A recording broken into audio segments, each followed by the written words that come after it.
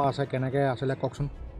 আমি ইয়াত 2004ত আমি ইয়াত সোমাইছোঁ সোমাই পেলাই এতিয়া আমি আধাৰ কাৰ্ড পাইছোঁ, ভোটাৰ ID পাইছোঁ, ৰেচন কাৰ্ডো পাইছোঁ, লাইনো পাইছোঁ, ইয়াত থাকি পেলাই আমাৰ ঘৰো পাইছোঁ।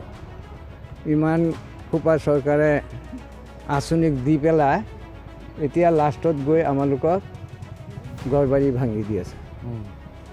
এতিয়া আমি এই 2004ত যদিও আহিছোঁ, ইয়াত আহি পেলাই আমি স্কুল পাইছোঁ আৰু কিজানি 20-50 বছৰ আগৰ পৰা কিজানি হ'ব পাৰে। কিমান দিনত যে এইটো মানুহে আশ্ৰয় লৈছে সেইটো আমি ক'ব নোৱাৰোঁ, কিন্তু চবেই যিবিলাক বুঢ়া মানুহ আছিল সেইবিলাকেহে ক'ব পাৰিব।